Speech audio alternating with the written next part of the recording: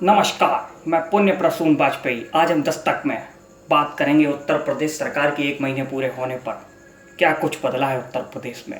आइए एक बार हम चर्चा की शुरुआत करें, देख लेते हैं तस्वीरें क्या कहती हैं। आप देख सकते हैं योगी आदित्यनाथ उत्तर प्रदेश के मुख्यमंत्री, भारतीय जनता पार्टी के मुख्यमंत्री, इस प्रदेश की 22 करोड़ जनता के मुख्यमंत्री। विरोधी क्या कहते हैं उनके 30 दिन के कार्यकाल पर, आइए एक नज़र हम डालते हैं। देखिए क्या कुछ कहते हैं। देखिए, मुझे लगता है कि मुख्यमंत्री जी को समय देना पड़ेगा अभी काम करने के लिए, और लोकतंत्र में समझते हैं कि समय देना होगा। और झगड़ा कोई नहीं है, हम सब एक हैं। और अखिलेश ने कहा था कि हम 3 महीने के बाद नेताजी को उनका सम्मान सहित पद लौटा देंगे। तो मैं समझता हूं कि अपना वादा पूरा करने का अवसर आ गया है। और मुख्यमंत्री जी का कार्यकाल 30 दिन का अभी अच्छा है, आगे देखते हैं। लोकतंत्र में तो लगा रहता है, हार जीत है। हाँ, उत्तर प्रदेश और मुख्यमंत्री साहब एक बात बहुत अच्छी लगी कि महापुरुषों की जयंती पर अछूती कहा गया था और हमें कहा था अछूती कहा से बच्चों को शिक्षा प्रदान करो, और काम अच्छा है और देखा आगे। और खैस को तो हमें कहा था और समय होगा। कहीं ना कहीं उत्तर प्रदेश के मुख्यमंत्री की एक तरफ आलोचना भी हो रही है तो विरोधी उनकी आलोचना कर रहे हैं, और आलोचना विरोधियों के द्वारा तो जायज़ है, लेकिन जब आलोचना अपने ही करने लगे तो समय थोड़ा कठिन हो जाता है। आइए हम आज बात करेंगे खुद उत्तर प्रदेश के मुख्यमंत्री योगी आदित्यनाथ जी से। बिना कोई समय ज़ाया करे आज हम आपको सीधे लिए चलते हैं उत्तर प्रदेश के मुख्यमंत्री के पास। मुख्यमंत्री हमारे साथ आज मौजूद हैं। मुख्यमंत्री जी, स्वागत है। स्वागत है योगी जी। आइए इससे पहले चर्चा की शुरुआत करें। हम आपको आपके सरकार के 30 दिन पूरे होने पर बहुत बहुत बधाई देते हैं। धन्यवाद। योगी जी, कहीं ना कहीं आपके इस फैसलों की एक तरफ बहुत ही आलोचना हो रही है तो दूसरी तरफ जन समर्थन भी मिल रहा है। कहीं ना कहीं क्या लगता है आपको कि आप जिस गति से सरकार आपकी काम कर रही है, कहीं ना कहीं जिस गति से आपकी सरकार काम कर रही है, और आप क्या समझते हैं इससे? देखिए, मुझे लगता है कि सरकार की जो गति है वही गति होनी चाहिए, और सरकार जिस ढंग से काम कर रही है, हमारी सरकार योगी आदित्यनाथ की सरकार नहीं है, हमारी सरकार भारतीय जनता पार्टी की सरकार नहीं है। हमारी सरकार इस प्रदेश की 22 करोड़ जनता की सरकार है। इस प्रदेश की गरीबों की सरकार है, महिलाओं की सरकार है, वंचितों की सरकार है, पिछड़ों की सरकार है। यानी हमारी सरकार पूरी तरह से 22 करोड़ लोगों के लिए समर्पित है।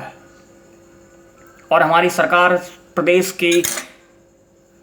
की सरकार इस देश के प्रधानमंत्री आदरणीय श्री नरेंद्र भाई मोदी जी के मार्गदर्शन में काम कर रही है। योगी जी, ये बताएं आप कि क्या लगता है आपको कि आप जिस गति से काम कर रहे हैं, कहीं ना कहीं आपकी पार्टी के मन में 2019 सबसे पहले ऊपर है। देखिए, सरकार एक दिन की नहीं होती है, सरकार पूरे 5 साल की होती है, और हमें 2019 में भी जाना है, चुनावों में जाना है। और तो कहीं ना कहीं हम 2019 को लेकर हमारा पहला टास्क 2019 रहेगा, और हम उसी ढंग से काम कर रहे हैं। क्योंकि जी, चुनाव के पहले आप कहा करते थे कि आपकी बातों से ऐसा लगता था कि आप सिर्फ एक धर्म की राजनीति करते हैं, आप सिर्फ एक जाति की राजनीति करते हैं, एक मजहब की राजनीति करते हैं। सरकार बनने के बाद, मुख्यमंत्री बनने के बाद आपकी भाषा शैली में बहुत बदलाव आया है। क्या लगता है आपको, ये सरकार में ये गद्दी का असर है? देखिए, मुझे लगता है जो आप कह रहे हैं वो निराधार है। हमने कहा कि अगर उज्ज्वला योजना आती है, प्रदेश में प्रधानमंत्री जी के नेतृत्व में उज्ज्वला योजना आती है, तो इस योजना के अंदर गरीबों को लाभ मिलना चाहिए, हमने कभी नहीं कहा कि हिंदुओं को लाभ मिलना चाहिए या मुस्लिमों को लाभ मिलना चाहिए। और हमारा मानना है, हम तुष्टीकरण की राजनीति नहीं करते। ये पिछली सरकारें हुआ करती थी, सपा बसपा की सरकारें थी जो तुष्टीकरण की राजनीति करती थी। हम तुष्टीकरण की राजनीति नहीं करते हैं। हाँ, विकास से हमारा सीधा सीधा तात्पर्य है बिजली, कानून और सुरक्षा। हम उत्तर प्रदेश के लोगों को ऐसी शिक्षा देना चाहते हैं कि वो जिस क्षेत्र में आगे बढ़े वहाँ पर उत्तर प्रदेश का नाम रोशन करें। हम ऐसी कानून व्यवस्था देना चाहते हैं कि यदि कोई महिला रात के 12 बजे भी सड़क पर जा रही है तो वो अपने आप को सुरक्षित महसूस करे। हम उत्तर प्रदेश के युवाओं को ऐसा रोजगार देना चाहते हैं कि वो कहीं भी जा सके, उन्हें पलायन ना करना पड़े।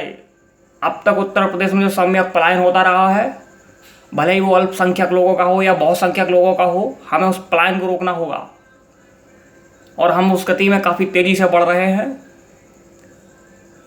देखिए मुझे लगता है और मेरा सीधा सीधा मानना है कि हमारी सरकार गरीबों की सरकार है, दलितों की सरकार है, पिछड़ों की सरकार है, वंचितों की सरकार है। और हमारी सरकार ऐसे लोगों का विकास करने के लिए कृतसंकल्पित है।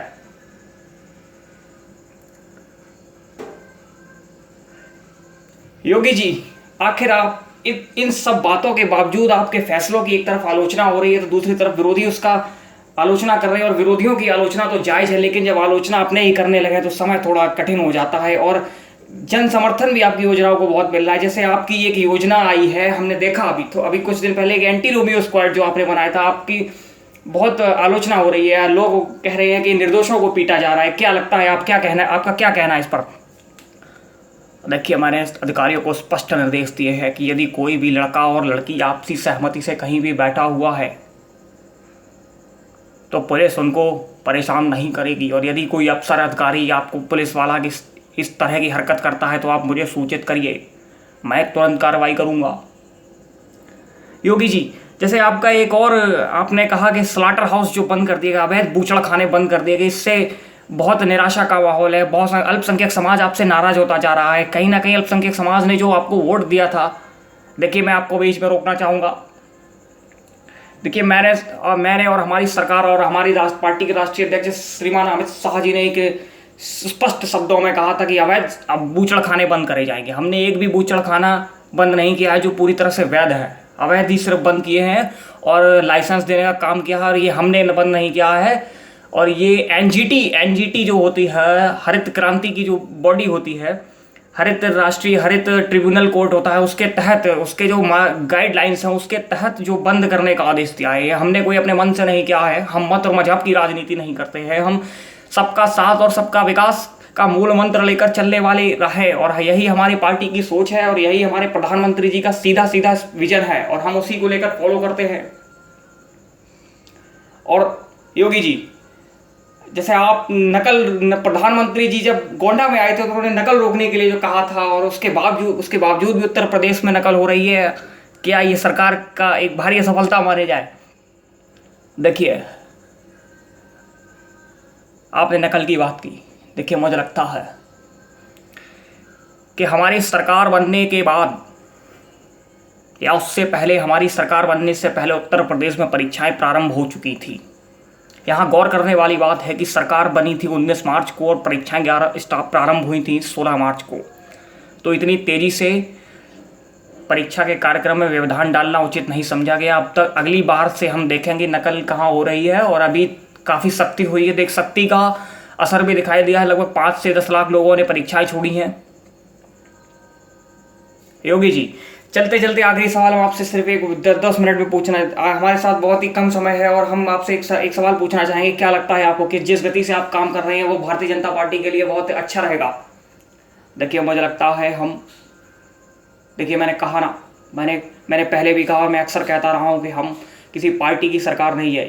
ये उत्तर प्रदेश के 22 करोड़ लोगों की सरकार है। और मुझे लगता है कि हम जिस गति से आगे बढ़ रहे हैं वो गति काफ़ी अच्छी गति हो, और हम प्रधानमंत्री जी के नेतृत्व में, प्रधानमंत्री जी के मार्गदर्शन में 2019 के चुनाव में जाएंगे और आइए काफ़ी अच्छा रहेगा। योगी जी, विपक्ष आप पर आरोप लगा रहा है कि आपकी जो सरकार बनी है वो ईवीएम में छेड़खानी के वजह से बनी है। देखिए, मुझे लगता है कि ये विपक्षियों की बौखलाहट है। हार की झुंझलाहट है जो अभी तक उनके मन से नहीं गई है। मैं उनसे कहना चाहूँगा कि जनता के बीच में जाएं, लोगों की समस्याएं सुनें। ये बंद एसी कमरों में बैठकर मीटिंग करने से कुछ नहीं होगा, नहीं तो अगली बार इससे भी बुरा हाल होगा, वो चाहे अखिलेश यादव जी हों चाहे मायावती जी हों। और राहुल गांधी, मैं उन पर कुछ नहीं कहना चाहूँगा। धन्यवाद। ये थे हमारे साथ मुख्यमंत्री आदित्यनाथ जी, बहुत बहुत धन्यवाद। एक सरकार के 1 साल पूरे होने पर हमारे साथ चर्चा कर रहे थे। और फिलहाल एक ब्रेक के लिए जाते हैं और बच्चे को ऊधम कर रहे हैं, हमें जाना होगा।